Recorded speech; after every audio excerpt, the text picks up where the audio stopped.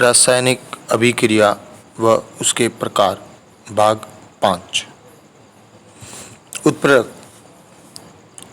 उत्प्रेरक जब किसी रासायनिक अभिक्रिया की गति किसी पदार्थ की उपस्थिति मात्र से बढ़ जाती है तो इसे उत्प्रेरण कहते हैं। जिस पदार्थ की उपस्थिति से अभिक्रिया की गति बढ़ जाती है उसे उत्प्रेरक कहते हैं। उत्प्रेरक अभिक्रिया में भाग नहीं लेता, केवल क्रिया की गति को प्रभावित करता है। जैसे पोटेशियम क्लोरेट का तापीय अपघटन बहुत अधिक ताप पर होता है। यहाँ ये त्रिभुज का निशान किसी वस्तु को गर्म करने का संकेत है तथा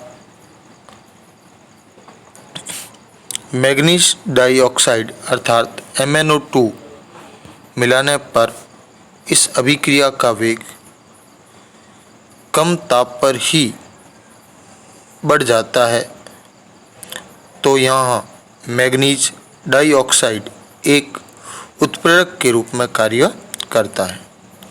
वनस्पति तेल व हाइड्रोजन की अभिक्रिया में निकल एक उत्प्रेरक के रूप में कार्य करता है, जिससे वनस्पति घी का निर्माण तेजी से हो जाता है।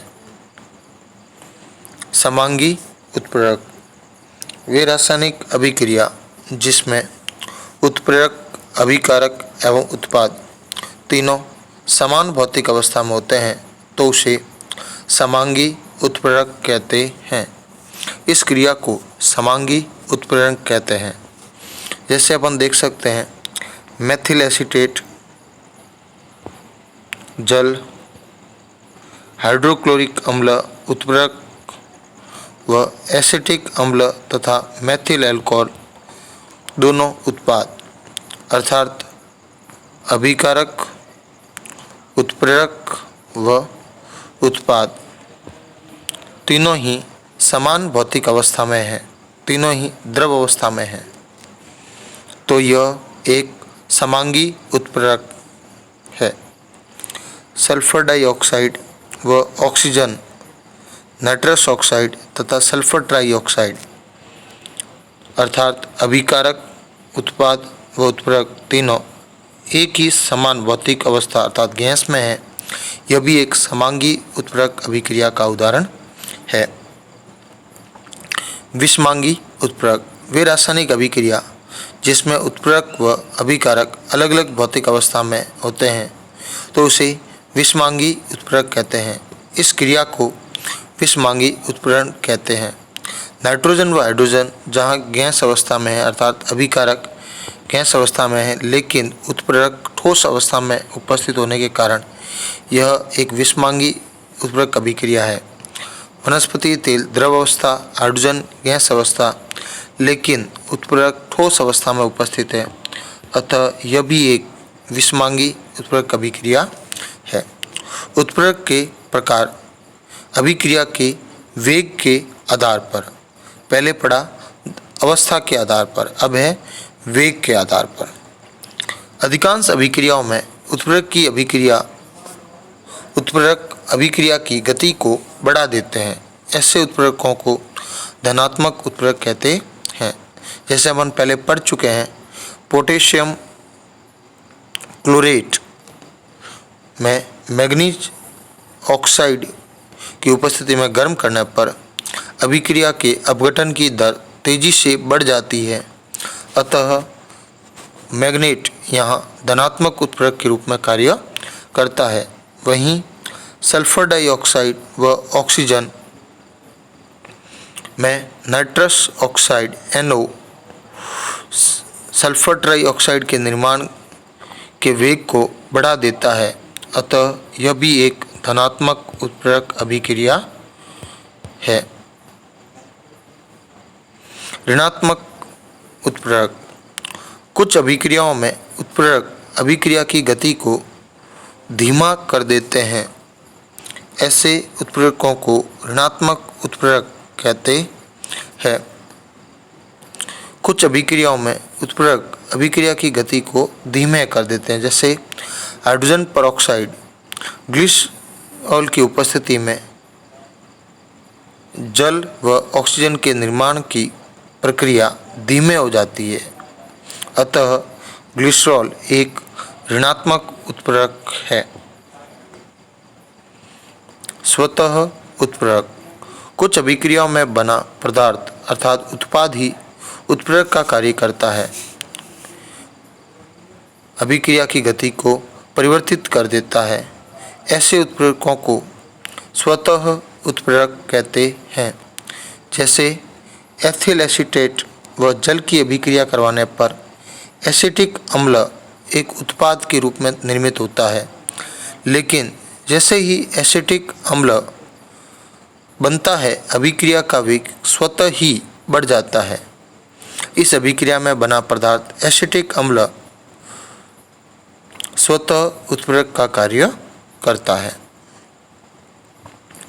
जैव उत्प्रेरक जैव रासायनिक अभिक्रिया की गति को बढ़ाने में जो एंजाइम काम में लिए जाते हैं उन्हें जैव उत्प्रेरक कहा जाता है। साधारण भाषा में उन्हें एंजाइम के नाम से भी जाना जाता है। जैसे मानव शरीर में यूरिया प्लस जल यूरिएज की उपस्थिति में अमोनिया प्लस कार्बन डाइऑक्साइड का निर्माण करते हैं। वहीं माल्टेज की उपस्थिति में ग्लूकोज में परिवर्तित हो जाता है। तो यहाँ यूरिएज व माल्टेज दोनों ही एंजाइम है। एंजाइम जटिल नाइट्रोजनी कार्बनिक यौगिक होते हैं जो भिन्न भिन्न जैव रासायनिक क्रियाओं के लिए निर्मित होते हैं। उत्प्रेरक वर्धक एवं उत्प्रेरक विष वे पदार्थ जो उत्प्रेरक की क्रियाशीलता को प्रभावित करते हैं, अर्थात उन्हें अभिक्रिया से कोई अर्थ नहीं, वे केवल उत्प्रेरक की क्रियाशीलता को प्रभावित करते हैं। जैसे उत्प्रेरक वर्धक और उत्प्रेरक विष वे पदार्थ जिन्हें अभिक्रिया में उत्प्रेरक के साथ मिश्रित करने पर उत्प्रेरक की क्रियाशीलता बढ़ जाती है, उन्हें उत्प्रेरक वर्धक कहते हैं। वहीं वे पदार्थ जिन्हें अभिक्रिया मिश्रण में मिलाने पर उत्प्रेरक की क्रियाशीलता कम हो जाती है, उन्हें उत्प्रेरक विष कहते हैं।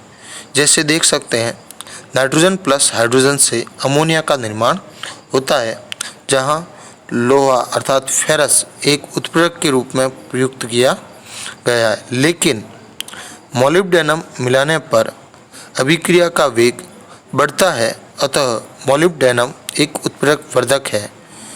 वहीं दूसरी ओर कार्बन मोनोऑक्साइड को मिलाने पर अभिक्रिया का वेग कम हो जाता है, अतः कार्बन मोनोऑक्साइड उत्प्रेरक विष है। उत्प्रेरक वर्धक उत्प्रेरक की क्रियाशीलता को बढ़ाते हैं, लेकिन ये स्वयं उत्प्रेरक नहीं होते हैं। उसी प्रकार उत्प्रेरक विष भी केवल उत्प्रेरक की क्रियाशीलता को कम कर देते हैं, लेकिन ये स्वयं उत्प्रेरक के रूप में कार्य नहीं कर सकते। उत्प्रेरक के सामान्य गुण उत्प्रेरक रासायनिक अभिक्रिया के वेग को परिवर्तित कर देते हैं, किंतु स्वयं के द्रव्यमान या रासायनिक संगठन में कोई परिवर्तन नहीं करते हैं। अर्थात किसी अभिक्रिया में उत्प्रेरक मिलाया गया तो अभिक्रिया के बाद उतना ही उत्प्रेरक प्राप्त होगा जितना आपने पहले उसमें मिलाया था। उत्प्रेरक की अल्प मात्रा ही वेग को परिवर्तित करने के लिए पर्याप्त होती है, अर्थात आपने एक चुटकी भर भी उत्प्रेरक मिला दिया तो उतना ही काम करेगा जितना आपने अत्यधिक मात्रा में मिलाया। उत्प्रेरक रासायनिक अभिक्रिया के वेग को केवल परिवर्तित करने के लिए उत्तरदायी है, वे अभिक्रियाओं को प्रारंभ नहीं कर सकते। प्रत्येक अभिक्रिया के लिए एक विशिष्ट उत्प्रेरक होता है, अर्थात एक उत्प्रेरक सभी अभिक्रियाओं में काम नहीं कर सकता। उत्प्रेरक उत्क्रमणीय अभिक्रियाओं में दोनों ही दिशाओं को समान रूप से प्रभावित करता है, अर्थात अभिकारक से उत्पाद व उत्पाद से अभिकारक दोनों वेगों को समान रूप से बदलता है। उत्प्रेरक एक निश्चित ताप पर ही अत्यधिक क्रियाशील होते हैं। रासायनिक अभिक्रिया व उसके प्रकार के प्रश्नोत्तर।